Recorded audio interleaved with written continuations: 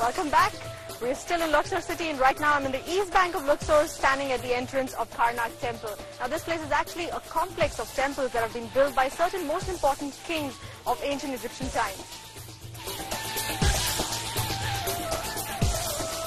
The most distinct feature is the entrance that is lined up with sphinxes. The sphinx that you see here are different from the Great Sphinx at Giza. The ones here have ram heads, and when they were first built, they covered a distance of 3 kilometers to reach up to the entrance of Luxor temple nearby. And there were originally a total of 900. Yes, the Egyptians always thought grand. As you walk into the biggest temple complex in the world, you are first greeted by Nefertari. But as funny as this sounds, she was the only one standing straight. All other statues, be it Ramses II or Ramses III, something with the left foot. You know, there's something about these stone structures of the pharaohs, call it a sign of divinity, royalty, or just stability of the stone structure, but they always have their left foot forward. Now, the next time around, yes, you guessed it, not your best foot, but the left foot forward. But there's one thing that leaves you awestruck. This hall of pillars. It's the biggest hall in the world.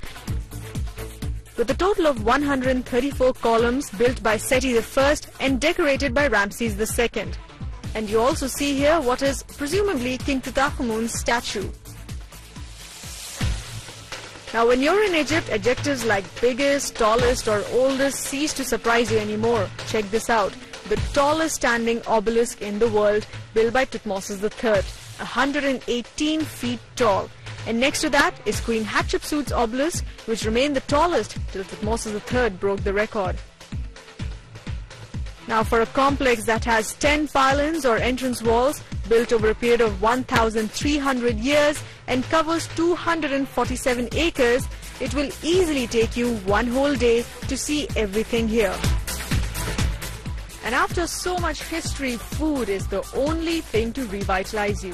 If you have an experimental palate, you may not find Egyptian food very exciting because it's similar to Indian food. The potato curry, the kebabs and the rice pulao. Well, what better way to end the day with some Oriental food? And there's no point telling you what's the name of which dish because it looks so much like Indian food. Tomorrow will be another day and another city. After flying back to Cairo, we took a 2-hour drive to Alexandria. Well, right now we are on a long route to Alexandria, and of course it's popularly known as one of the greatest summer resorts in the Middle East. But since we are reaching there a little close to sunset, I'll try showing you a different side of Alexandria.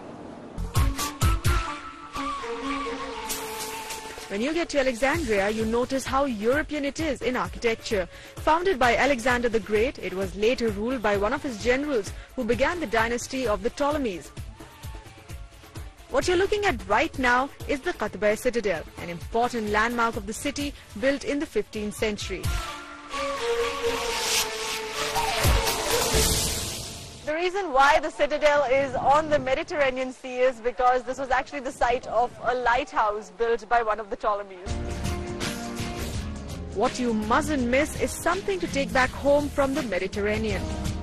Well, if you're at the citadel, there's one thing that you just shouldn't miss out on is buying these exotic corals and shells coming straight from the Mediterranean. And this rare red coral is a must-have. The rates here will be way cheaper than any tourist shop offers.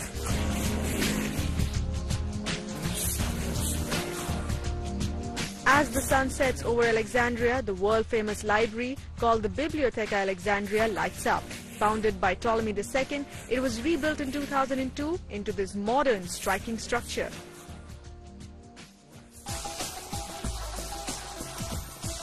Well, it may seem that I'm in a fish market right now, but I'm actually in the kitchen of one of the best seafood restaurants in Alexandria, Sabrine. So let's see what the seafood here tastes like.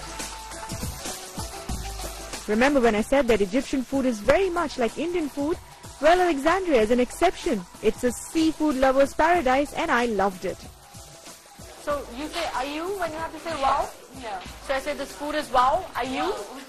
Yeah. Are you? Alright, the food is Ayu, and what a grand job good old Sabrina is doing, serving the excellent seafood in Alexandria for the past 50 years. Look at this, you have the freshest fish from the Mediterranean, and then you have this other certain kind of shrimp. What's it called? Calamari. Calamari. Yeah. Another certain kind of shrimp, larger than the regular shrimp. And then you have this bowl of fish soup. Look at this. It's full of fish, crab, lobsters and shrimps. A whole lot of fish. What a grand way to end the day in Alexandria, and what a lovely way to end the entire trip to Egypt. Hope you enjoyed it as much as I did. Masalama.